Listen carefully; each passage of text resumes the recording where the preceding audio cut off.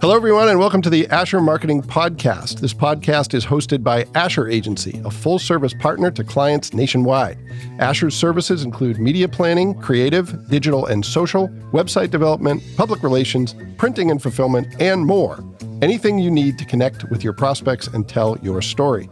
To learn more, visit asheragency.com or contact us at hello@asheragency.com. My guest is Casey Claypool. Casey, how you doing? I'm doing well, thanks. We haven't seen each other for a while, and we met a while ago. How did we first meet? Was it a class? It was the Inbox Insanity class, which I still to this day talk about. All right. Well, I love teaching that class. Yeah. So it's a class that used to be called Avoiding Inbox Insanity. And it was basically like, how do you deal with all the digital stuff that comes your way? I wish more people were like, I need a class like that, but it's super fun to teach. And that was probably 10 years ago, maybe? Yeah. I was still working in Huntington. Okay. Yeah, it's been a hot minute. And were you in the social media class that I teach was. as well? Okay. Yeah, that came a little later. Yeah. I lost my role at Our Sunday Visitor. Yep. And I was in Huntington. I Yeah. wanted to get connected. I lived in Fort Wayne. Yeah. I wanted to do something more locally. And I didn't know very many people, Yeah. but I knew you. Yeah. I knew a couple people, but you said yes to lunch. And honest to goodness, that put me, this is a full circle moment because it completely changed the trajectory of my career. Oh, that's amazing. Yeah. So you were like, what are you looking for? What are you interested in? And then all of a sudden you found that prevention specialist role at the Drug and Alcohol Consortium. I forgot all about that. Wow. Yeah. Yeah. My wife always laughs because I don't do small talk well. So I kind of start with like, what do you want to do with your whole life when I talk to people? So apparently that paid off. It did. Yes. Well, that's so great. Thank you. Yeah. Well, that's awesome. Well, thanks for mentioning that. And thanks for being a frequent flyer in the classes that I sometimes teach. As a matter of fact, I'll digress for a second. Nick, who is off camera, who I'm pointing out, even though nobody can see where I'm pointing, who produces the podcast, he was also in the social media class. That's how I found him, and he is the greatest podcast producer ever. So wonderful. Great things happen when we all get together. All right. Well, we're not here to talk about that. We're here to talk about you. So, Casey, you currently work for CityLink, and we're going to get into all that in just a minute. But I want you to start at the beginning of your career path. What were you originally thinking about when it came to careers? Mm-hmm. What did you do about that? And then when did you pivot, if in fact you pivoted toward marketing? Some of it was my choice. Yep. Some of it was not. Faith intervened. Yeah. Yes. I got my career started at McDonald's. I started when I was in high school at 16. Mm-hmm. I do say that, it's true that I got a good foundation from them on how to manage customers, how to be productive. Yep. But from there, I had stepped into, after I graduated, to college, and I was going to be a high school English teacher. Mm-hmm. One day I was at Walmart, and I saw a gaggle of high school students, and I thought, nope, this is not for me. That. Yeah. No way. Yeah, so I pivoted to internal communications. Okay. And that was at Southwestern Michigan College. Yeah. And so McDonald's, at the time I was a manager there, they were going to work with my schedule until they weren't. And so I had to choose between keeping my scholarship or keeping benefits. Yeah. So dropped out of college, kept my job. That was actually in Edwardsburg, Michigan. Found my husband online. I think I say we're the OGs of online dating. Met on Yahoo Personals, which doesn't exist, so we outlasted the Yahoos. Yeah. The only thing that would be better than that is we met on Classmates. I know, right? We met on Craigslist. No. Wow. Yeah. So that's what got me to Fort Wayne. Okay. All right. Yeah. So between McDonald's and there was just a myriad of just regular office jobs, kind of getting my feet wet and trying to figure out what was next. When I relocated here, I started at Lincoln as an imaging services specialist. Did a little dabbling in that, some team lead work. I ultimately ended up at Our Sunday Visitor in Huntington as a program coordinator. Yeah. That's really where my career got started. Yeah. I have always been more of a root cause change agent. Like if we're going to fix something, let's fix it. And so I got into continuous improvement there. Yeah. And that actually led me to HR to do kind of more focus on the office environment and how do we get things better. Yeah. I lost my role there. My position was eliminated. And like I said, that's when we had coffee. Yeah. And I wanted to find a way to still make root cause change, but have it mean more than profit. Yeah. And so I think that's probably a bit of what we had talked about. Yeah. And so when you saw this role, it was prevention specialist in the drug and alcohol realm. My parents met in AA. My sister now is maybe 11 years recovering from that. Oh, it's amazing. And so it felt like it was like, oh my gosh, root cause change. Yeah. And something I care about. Well, something about you made me think nonprofit world where there's kind of an inherent difference being made regardless of the role you have. I don't know what that was, but apparently that rang true because you've kind of stayed in that path. Yeah, I want, if I'm going to be spending this much time away from my family, it needs to matter. Yeah. Yeah. That's my philosophy. Well, and you seem to be someone, we'll probably get into this when we talk about CityLink, but who kind of gives your heart and soul to the mission, not the mission statement, but the mission of the organization you're part of, which is admirable. Probably takes a toll, but it's admirable. It does, yeah. Yeah. Yeah, I after the Drug and Alcohol Consortium, I kind of realized, okay, so this is focused very narrowly on youth prevention, mostly was my focus. But within there, we only had 3 employees. And so suddenly I was the social media manager and I was building a website and I was running a coalition. And that's when I found your social media class and I was like, I know nothing. Yeah. So it was wonderful. But that's kind of really where I started my accidental marketing career. Yeah. And I realized that I had gotten involved with the Regional Mental Health Coalition at the Lutheran Foundation. And that's when I realized, I was like, okay, so youth prevention is important for drug and alcohol use. But oftentimes we lean towards that because of mental health struggles. And so to be able to focus on that in an 11-county region seemed really exciting. Yeah. So that's where I made my transition over there. Yeah.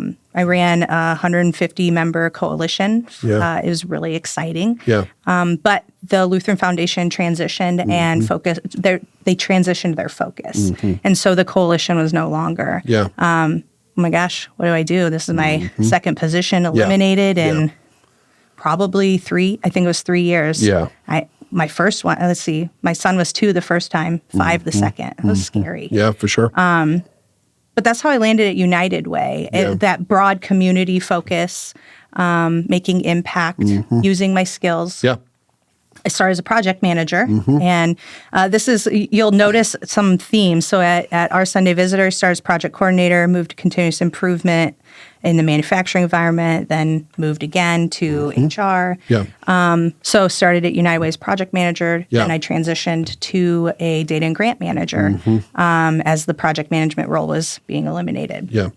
And so stayed there for, almost 3 years. I got to lead $5 million in emergency relief efforts and the granting of that to our community. I really learned a lot about our community through that. Yeah. We did the largest data dive that we know of in Allen County about community needs. Oh, wow. And that's where I kept hearing about transportation. Yeah. I had some idea that it was a struggle for our people, but I had no real concept of how many people or maybe how limited the services were. Well, and it's one of those things, and I'm not saying this is true of you, but if you've personally never had that experience, it's hard to envision how important that is to someone else's life. Yeah, especially, I always pick on my mother-in-law, and she knows this. I love her to death. Let me phrase it that way. Some folks don't. But she's wonderful, lives in New Haven. Yeah. She 5 years ago, their roles went remote and she never went back. So she never necessarily left New Haven. Yeah. These last 5 years have been hard for our community. But there's lots of Lauras in the world that maybe they really do care a lot. Yeah. They just don't know because they're not exposed to it. Sure. And that's where I find I'm using my skills the best, Yeah. is meeting people where they are. My favorite question at CityLink when I meet with someone is to say, Anthony, I'm going to bet that you don't ride. Almost always the answer is yeah. And then I'm going to say, Anthony, I bet you care about the people on our buses. And almost always the answer is yes. Yeah. Let me tell you what they're experiencing right now. Yeah. And it's a wonderful opportunity to bring people in. Yeah. So that's kind of... Yeah. where I am today. So let's talk a little bit about CityLink. I think a lot of people listen to this will recognize the name. Yeah. But how do you describe the organization you work for? Well, our mission is new, a new mission, linking people to life. Oh, and so I like that. Yeah, it's very broad, and it's intentionally that way. Yeah. Regardless, maybe you just want to go to the movies. Maybe you need to go to the doctor. Maybe you rely on this every day to get to your job. Yeah, but I love that the mission statement is real words.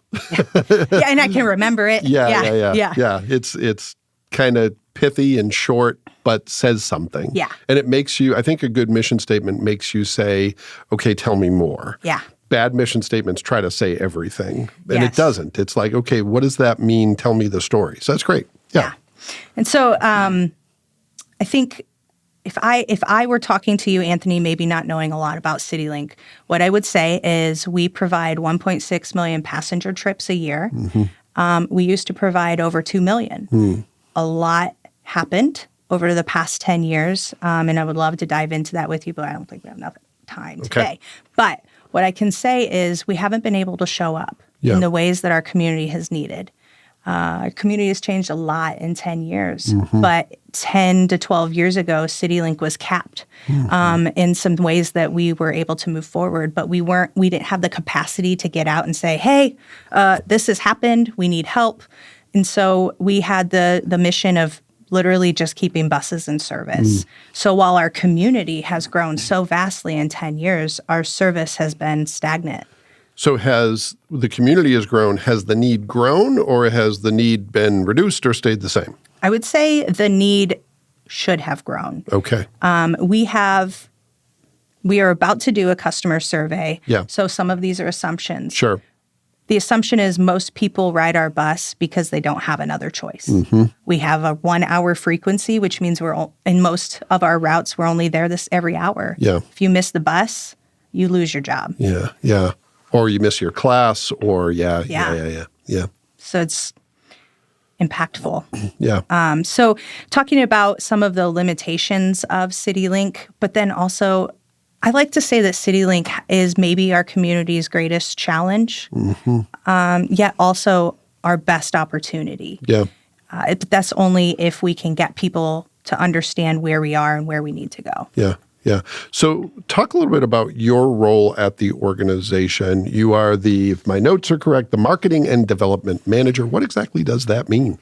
Well, a lot. And again, like I mentioned, things are maybe sometimes defined for you. Yeah. I saw an opportunity to use my skills in the data space at CityLink, so I joined as a transit analyst. I didn't realize that. Yeah. Huh. And then Ashley Pino, she was the marketing development manager, got a wonderful opportunity to move back home and do stuff that she loves. So that created this opportunity. Yeah. I was a little scared to say yes. This is the first time my job has had marketing in the title, even though I've had lots of experience. Interesting. Yeah.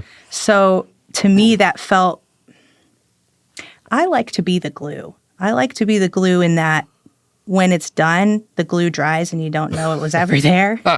This has been a very uncomfortable role for me to get out and do things like this. Yeah, and you're a spokesperson for the organization. Your name is in the newspaper. It is? Yeah. My mother-in-law, so wonderful. She clips all of the Journal Gazette articles for me. That's great. I love it. Yeah. So, but that's unnerving for me, for sure. if I were honest. But also, I think I'm using my skills in a way that I'll go back to my internal communications. Yeah. One of the neatest things I learned in that class was about the Johari window. And essentially, it's like the window has these 4 quadrants. One is things you know about yourself and everyone else knows. Then there's the things that you know about yourself, nobody else knows. Then there's the things that maybe you know about me and I don't know about myself. And then there's the ones that I don't know until I'm there. Like if someone comes into my home, how do I respond?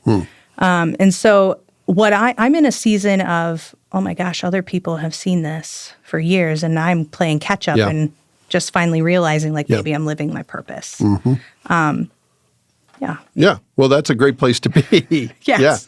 Yeah. So let's talk about some of the things you've been working on. And one that I want to ask about specifically, and you can say pass or we can say cut and we can edit this out. Yeah. But you were recently involved, and CityLink obviously very involved, in turning some buses into artwork. Tell me a little bit about that. I'd love to. So we wanted to find a way to have our buses reflect our community. Mm-hmm. We still need to bring in revenue, but we found a way through our advertising policy to any buses that are 2 years old or newer, we kind of can do whatever we want with our branding. Okay. And so we looked into this opportunity. We had reached out, actually Fresh Laundry, Theopolis Smith, he had done Rosa Parks painting for us in 2022 for Trans Equity Day. Mm-hmm. So the backstory that people don't really know is how this kind of happened was organic. Yeah. Our buses now, let me back up. So we wanted to find a way to honor Rosa Parks long ago. Mm-hmm. Glenn Hines championed that. Mm-hmm. And the way that we did that was to find a bus that was a seat that was customized to Rosa Parks in this space where she refused to move from. That seat was on all of our buses. Yep. Our buses that are new, the seats can't be removed. And so we still needed to find a way. We wanted to find a way to honor her. So we reached out to Theo and we're like, hey, could we print this art painting that you did and put it on the inside of our buses where that seat was? And then it just was like, oh my gosh, let's get together. And we started talking and he's like, I got ideas, and found a sponsorship through Seed to pay equitable fee to Theo and to Min at Sky High Graphics. Oh, wow. It's been a really neat opportunity. So had he ever done anything like that, anything transit or anything in that space, or was that new to him? And maybe I should have him on the podcast and ask him. My gosh, you should, yes. But I don't know. That's a good question. Now, what I will say is he did the mural on the viaduct going into Electric Works. Mm-hmm. And maybe 3 or 4 months ago, I was walking through there and I was like, that's a public transit bus. So even before we'd been it's just community-minded is where he is. Yeah. Okay. All right. So that's been a big one for you recently. What are some of the other things you've been focused on? And this can be either short-term projects, long-term projects, anything that's taken up a lot of your headspace. Taken up my headspace. I would say the coalition work. Mm-hmm. So like I mentioned, we have some constraints ahead of us. Yeah. In 2025, CityLink is facing a $2.5 million budget shortfall.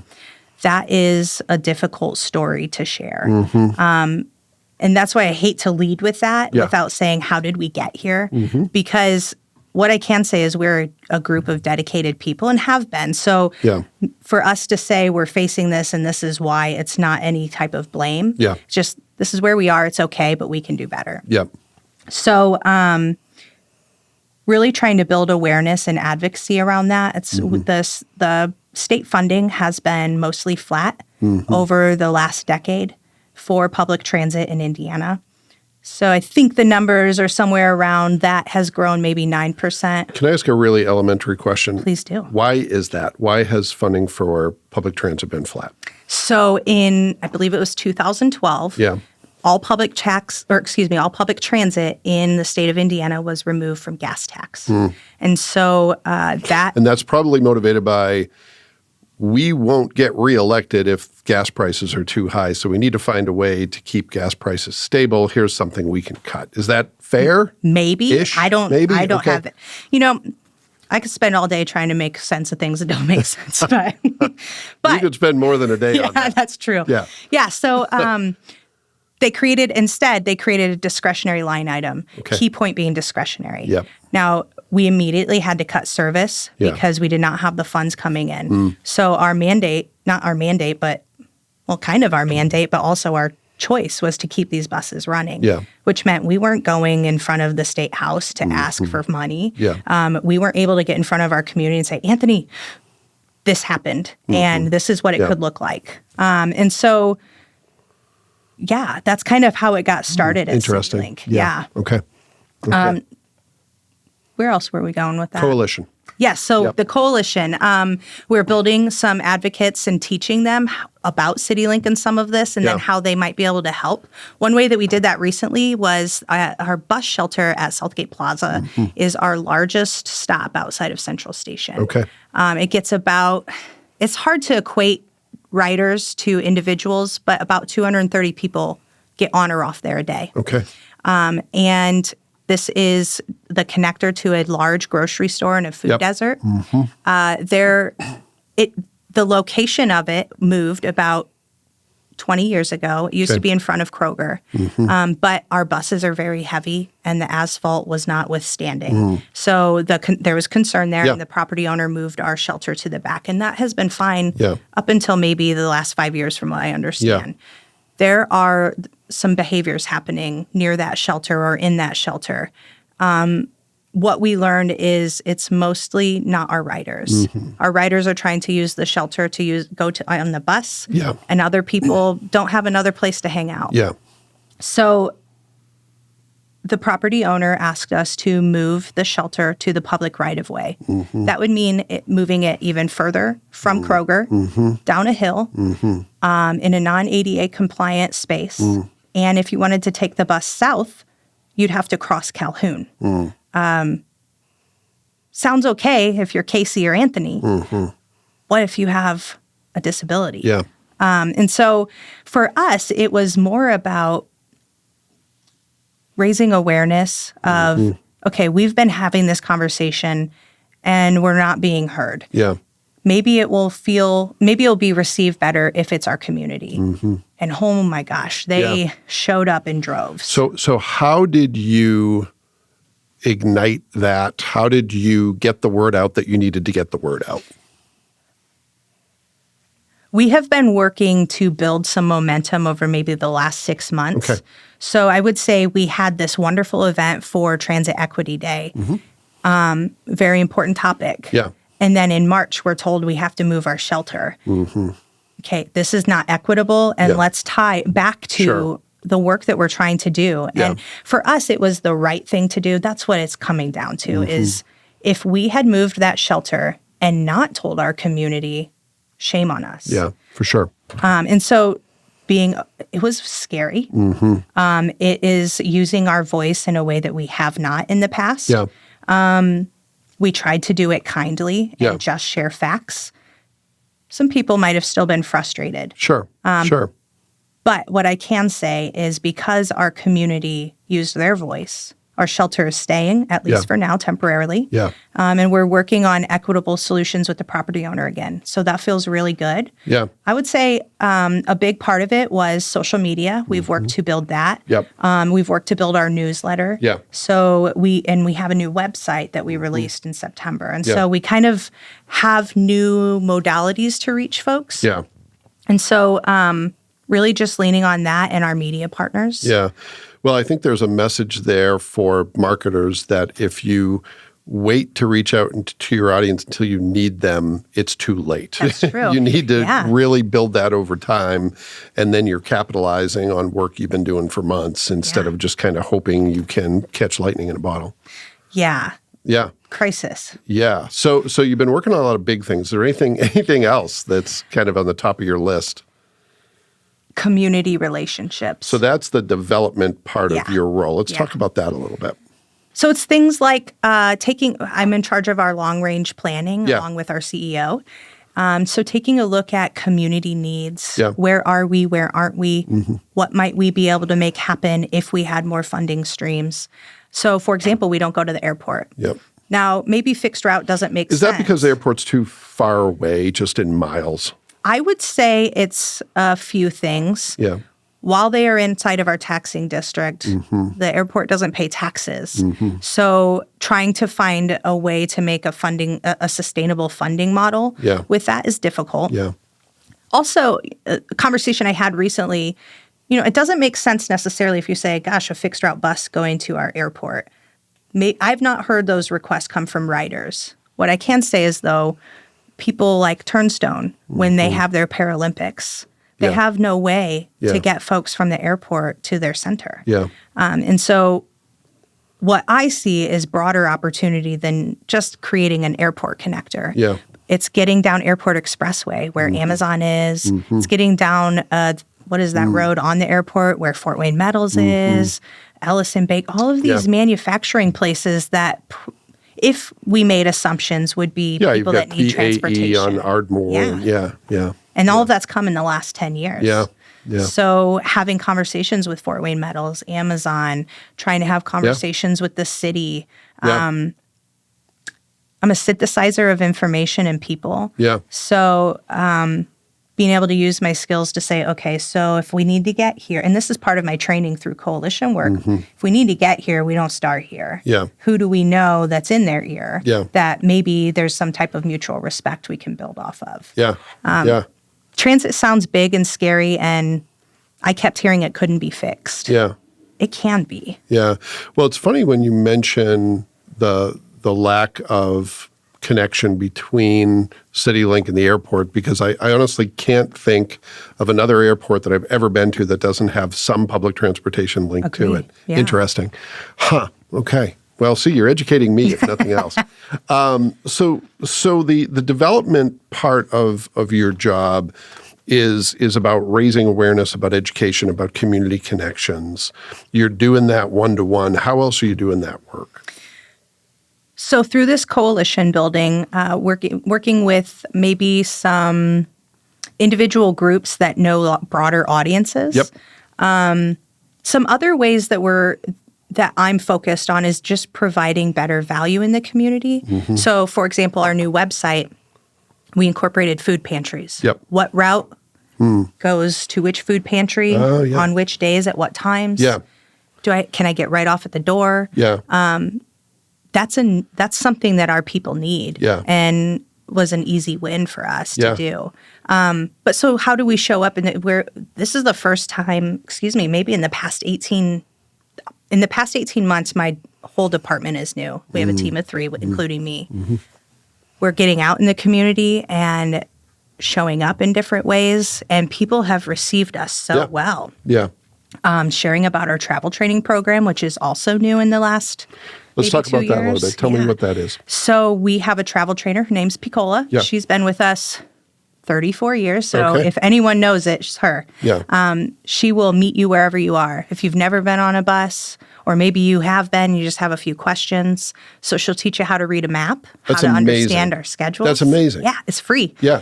Well, it's funny because there was a time when it was the rack and roll program that I was like, that might be cool for me to get my bike, go somewhere I've never been. But I was like, I don't know how to do it. That would have been my answer. Yeah. I mean, you could still do it. All of our fixed route buses can hold bikes. But so it's what's really fascinating about this program to me is it's a 2-part. Yeah. So I'll meet with you. I'll kind of share all the information. You can marinate on that. And we're going to schedule another appointment where Piccola actually gets on the bus with you. Wow. And she meets you where you are. So maybe you need to know, all right, I'm looking for the Taco Bell and I'm looking for the red building on the left. And that's when I know to pull. Yeah. Or maybe it's a street, whatever it is, she's meeting you there. Well, that's marketing 101, but maybe one of the most important things. I always say that familiarity is such a win when it comes to marketing. Maybe the bad analogy I'll use is that most of us will go to the same, 10 to 20 restaurants in a given year if we eat out. And we'll continue to go to a place that's mediocre instead of trying something new because we're not familiar with it. One of the biggest impediments to using CityLink is never having used CityLink. Yeah. I know I could use it. I need it, but I don't know how to do it, and I'm afraid to ask. That's amazing. I didn't know that service was available. That's great. Yeah. Yeah. Yeah. So one thing that we're working on is a train the trainer program for that. So Piccola will meet with, for example, Parkview. Yeah. She met with their caseworkers. She taught them about our system so that when they meet with their clients, they can help. No, they're not going to be the expert. Sure. But they might know enough to point them in the right direction. Well, and just getting people started, because so many of those fears and questions are alleviated once you have the experience. It can be really scary to get on a bus. For sure. Especially our service when depending on if you're going north or south, you might get mixed up. Yeah. And now you're on the bus an extra hour by accident. Yeah. We can avoid that just by connecting with Picola. Yeah. Oh, that's great. Yeah. That's great. Well, I want to ask you about something else we started talking about before we hit record, and that was how you manage all this stuff. You've got a lot on your plate, and like most people who have a marketing role, it's potentially endless because you can always craft another social media post. You can always answer another email. You can always, do another, start writing something new that you may need later. How do you turn it off and how do you deal with all the inputs? I'm still working on that answer. Yeah, I think most of us are. Yeah. I think for me, it's important to give myself permission. And this message is for me just as much as anyone that might need to hear it. But the only way I can show up tomorrow is if I take a moment. Yeah. And to me, I can often feel guilt from that of, okay, so if I wait on that email, if I have this idea and I don't activate on it, that leaves writers unable to access their opportunities. Yeah. That can feel very heavy.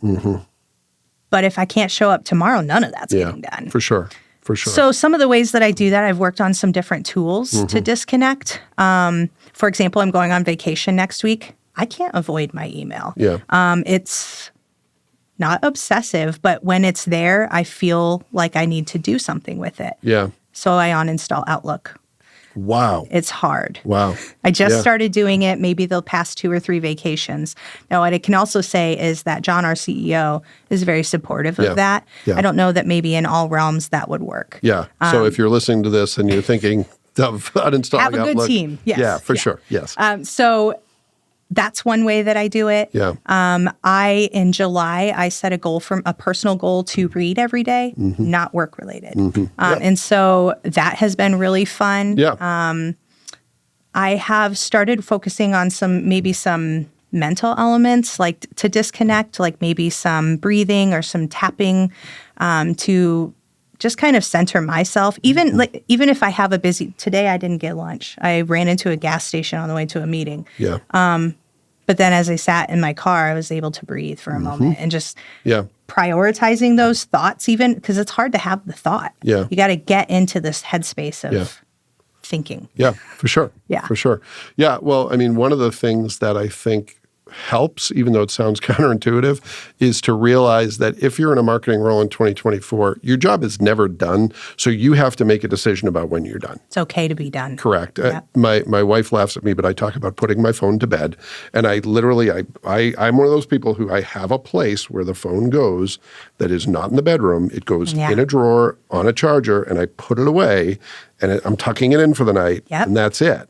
And it's challenging to do that if, there's someone who might need to get a hold of me, but I have a tablet that has messages but not work email. So there's ways of making it work. It's not perfect, but this fear we all have of I'm going to miss the really important stuff makes us miss the important stuff. Yeah. So you have to build a system, which is really what the class we were talking about is all about, is how do you build a framework that allows you to take a breath and be 100% or close to it the next day and not sort of whittle yourself down piece by piece. Yeah. Yeah. For me, it's been setting parameters on Instagram or Facebook of an hour. Yeah. Now, most of my time on Facebook and Instagram is work related. Yeah. But I don't need to give it any more than an hour. For sure. For sure. So things like that, just giving myself permission. Yeah. No one else is going to do it. Yeah. Now, thankfully, my boss does. Yeah. But yeah. I think time limits are great. I have a limit on my phone as a whole, and this includes podcasts, includes maps, includes everything, of an hour and a half a day. Yeah. Now, if I exceed that, I can exceed it, but I look at it every day. And where was I? Today, I think I'm at like 28 minutes. And yes, I'm on other screens, so there's that. But the phone is different because if I'm going to have a bad digital habit like scrolling social media or looking at the news where I can't intervene at all in a way that's going to be helpful, that's where I go. So I limit it and just keep track of that. Yeah, there's a song, I can't remember, I think it's called Overthinker. And it says something along the lines of, oftentimes people get better joy rewatching something than living in the moment. And that kind of hit me. I was like, oh, am I like that? I I don't want to be like that. Yeah. I want to be present. I want to put my phone away and sit at the dinner table and talk. Yeah. It's really hard to do when devices are built to distract and to interrupt. One of the things that I do, and I am absolutely committed to this, is I have literally 0 notifications on my phone. Unless someone I care about may need to get a hold of me, then I'll turn sound on and say, okay, now you can notify me. And I'm notorious for getting back to people on text messages like 6 hours later. It's like, sorry, I knew I'd get to you. It just isn't going to be immediate. Obviously, there are exceptions to that if something's really pressing at work, but it's an exception. It's not, hey, every app can get my attention all the time, because that to me is chaos, and the way my brain is built, I wouldn't get anything done ever. So you got to figure out who you are and how you're going to work in an environment that's wired for interruption and distraction. How do you defend against that? That's one of the most important things as professionals, as workers, we need to do, is to say, how can I focus on the priorities and keep all the other stuff at bay? Well, and I think for us, it's the permission piece, like we said. I can spend my time any way I want. Yeah. People talk about like, gosh, if only I had more time. We got a lot of it. Yeah. How do we choose to do it? We have more discretionary time than we've ever had. Yeah. But we also watch, 3 hours of TV a day on average. We also scroll social media 2.5 hours a day on average. That sounds exhausting. Well, it's like, how do you have time to work and how do you have time for anything else? So it's being honest about that and knowing that, we always talk about, this is getting really deep. This is good. We always talk about interruptions from other people and unproductive meetings. The biggest detriment is ourselves. And I include myself in that. It's like I'm my own worst enemy when it comes to staying focused and being present. So how do I, for want of a better term, get my shit together so I can focus on the thing that deserves my attention? That is not something you figure out and is a switch you flip. It's something you got to figure out every single day. Every day. Yeah. Keep trying. Yeah. All right. Well, let's pivot to a few quick hit questions. Now that we've solved all the world's problems. All of them. What would you say is your best career advice? If you were talking to someone about how to have a fulfilling and successful career, what would you say is the most important thing for people to focus on? I think be open. Okay. Tell me what you mean by that. There was a lot of pivots in my career. Yeah. What I'll share is a phrase, the jack of all trades phrase. Most people know it as a jack of all trades is a master of none. But the quote goes on to say, it's oftentimes better than a master of one. For me, I don't have to know all the things in all of the ways. Yeah. But I'm pretty broadly educated. And that allows me to dabble in a lot.